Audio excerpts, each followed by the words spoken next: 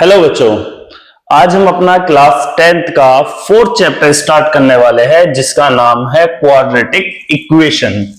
क्या नाम है बेटा? Quadratic equation. अब क्वाड्रेटिक टर्म हम सेकंड चैप्टर में पढ़ चुके हैं जो है क्वाड्रेटिक पॉलिनोमियल। क्वाड्रेटिक पॉलिनोमियल को देखा था तो उसकी जो हाईएस्ट पावर थी वो 2 थी। फर्क क्या था कि अगर मैं किसी भी पॉलिनोमियल को, जैसे मैं कोई पॉलिनोमियल बोल देता हूं that is 2x square plus 5x plus 6, ये एक पॉलिनोमियल है ना। अगर इसी पॉलिनोमियल को मैं 0 के इक्वल रख दूं तो अब ये बोला जाएगा क्वाड्रेटिक इक्वेशन। इसका मतलब हुआ अगर हम किसी भी क्वाड्रेटिक पॉलिनोमियल को 0 के इक्वल रख देते हैं तो उस चीज को बोला जाता है क्वाड्रेटिक इक्वेशन। सही है। अगर ये पॉलिनोमियल है तो जो भी हम x की वैल्यू फाइंड करते थे उसको बोलते थे जीरोस, और यहां पर क्वाड्रेटिक इक्वेशन में जो भी x की वैल्यू आएगी उसको बोला जाएगा रूट्स। ऑलराइट।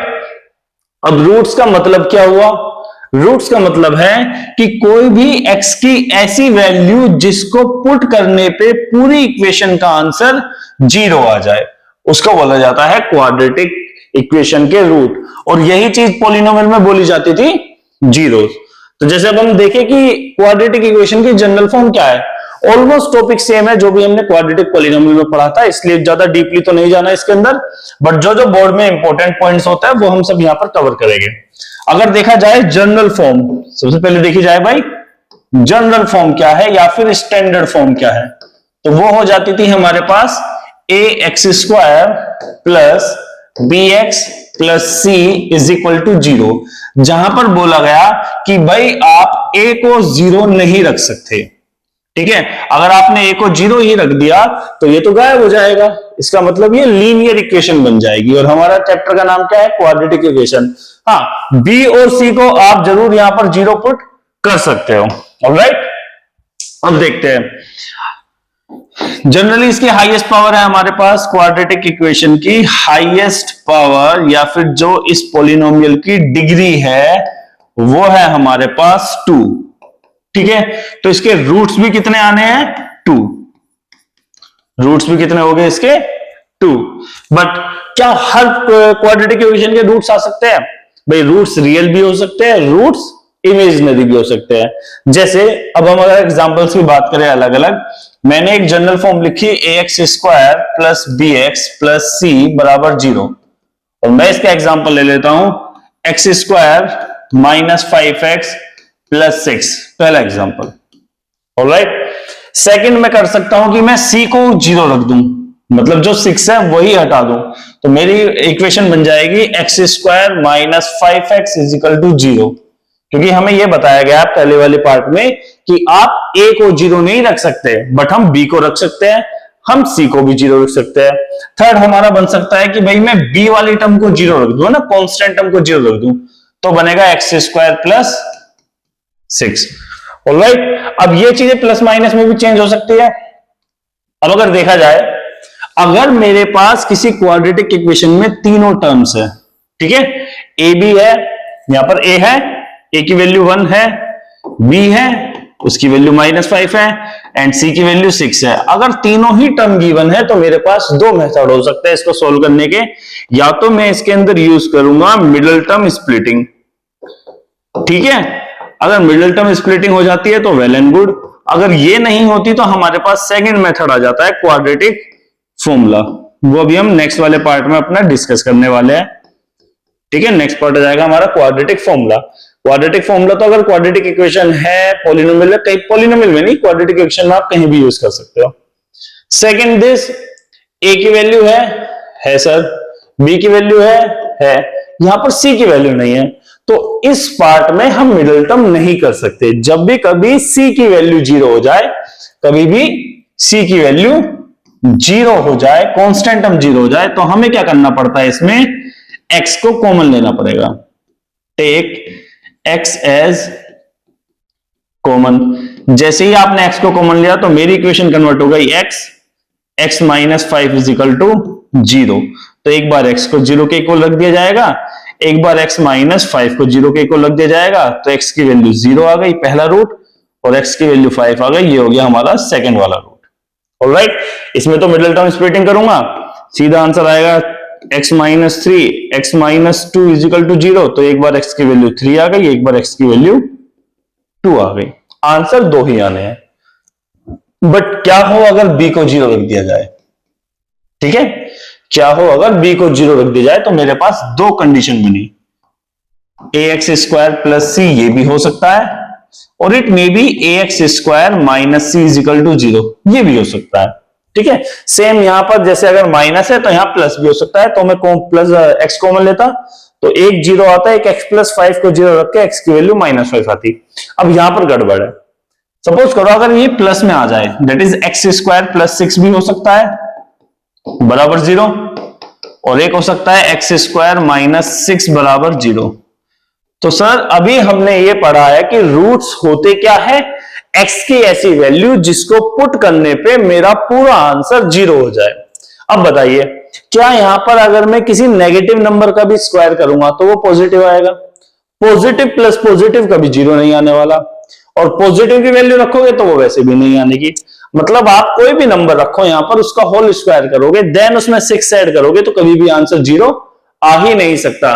तो ये वाली फॉर्म तो कभी बनेगी ही नहीं, ये तो पक्का नहीं बनने वाली। हाँ, ऐसा हो सकता है कि कोई वैल्यू आए उसमें से 6 माइनस कराओ तो 0 आ जाए, ये हो सकता है ना। इसको दोबारा देख लो, अगर आप -2 का भी होल स्क्वायर करते हो तो वो 4 बनेगा, 4 प्लस 6 0।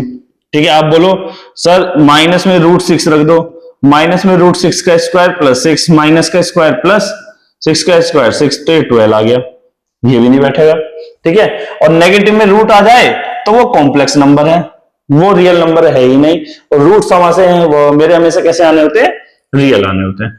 तो इसका मतलब अगर कभी माइनस वाली फॉर्म आ जाए तो मुझे उसको पॉलिनोमियल आइडेंटिटी में कन्वर्ट करना पड़ेगा।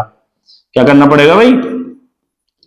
Convert into polynomial identity. और वो आइडेंटिटी क्या होगी हमारे पास? a square minus b square is equal to a minus b bracket a plus B.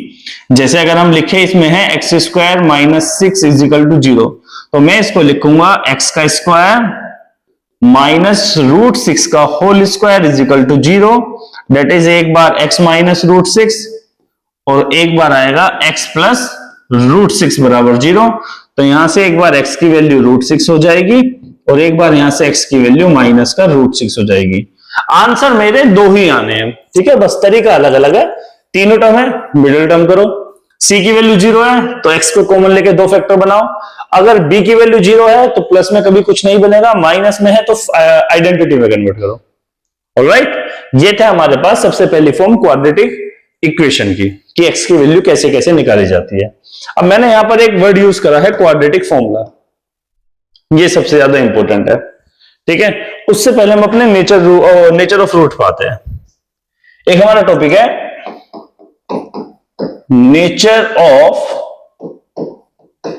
Roots, कि भाई रूट्स हो क्या सकते हैं। जैसे मैंने इसके अंदर एक एग्जांपल दिया, यहां पर तो रूट्स निकल गए, यहां पर तो रूट्स ही नहीं निकले ना, है ना। एक्स स्क्वायर प्लस 6 का तो रूट ही नहीं आया, ये मतलब इमेजिनरी नंबर आता है, ये रियल नंबर है ही नहीं। तो इसका मतलब नेचर ऑफ रूट क्या क्या हो सकता है भाई? देखो, रूट होने तो रियल ही है, ये तो कंफर्म है, या तो रियल या फिर इमेजिनरी, और इमेजिनरी को बोल सकता हूं नो रियल रूट।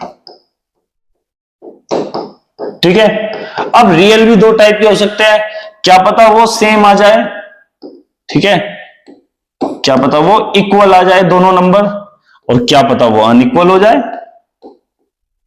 ठीक है, अनइक्वल को बोल देते हैं डिफरेंट या फिर डिस्टिंक्ट, और नो रियल रूट तो एक अपना सिंपल सा रूट है ही। तो ये नेचर ऑफ रूट डिपेंड किस पे करती है। अगर मेरे को कोई इक्वेशन गिवन कर दी जाए ax square plus b x plus c बराबर 0, तो मैं कैसे पता कर सकता हूं बिना इक्वेशन को सोल्व करे कि मेरा आंसर रियल आएगा या इमेजिनरी आएगा।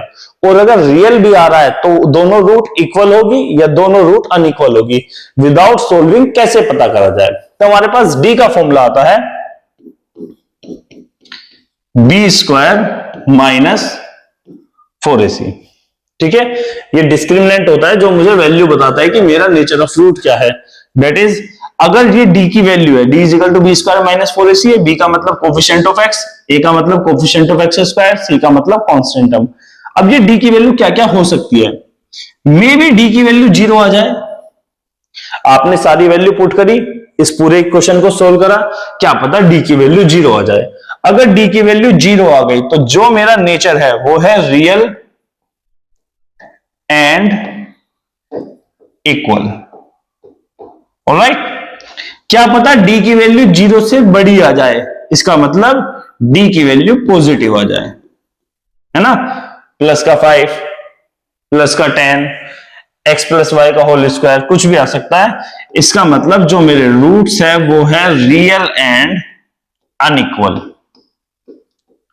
Real and unequal.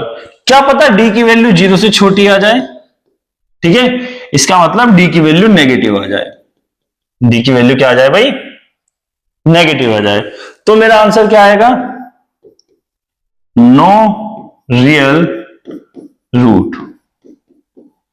तो मेरा आंसर क्या आने वाला है, नो रियल रूट। और ये जो d is equal to b square minus 4ac आए, दो मेथड से आता है, या तो ग्राफ से निकाल लो इसको, ठीक है, या फिर आप इसके अंदर क्वाड्रेटिक फॉर्मूला जो होता था कंप्लीटिंग स्क्वायर मेथड, पहले एक टॉपिक आ जाता है क्लास 10th में, ये जो डेरिवेशन होती है क्वाड्रेटिक फॉर्मूले की, ये वहां पर इंट्रोड्यूस होता है, तो हम इसको d मान लेते हैं नेचर ऑफ रूट बताने के लिए, है ना भाई। या तो d की वैल्यू 0 आ रही है तो रियल एंड इक्वल रूट है, d की वैल्यू पॉजिटिव है 0 से बड़ी आ रही है तो रियल एंड अनइक्वल रूट है, और d की वैल्यू अगर लेस देन 0 आ रही है या फिर नेगेटिव आ रही है तो उसका मतलब है नो रियल रूट, कि भाई उसका कोई भी रूट हमारे पास नहीं आ सकता, ठीक है।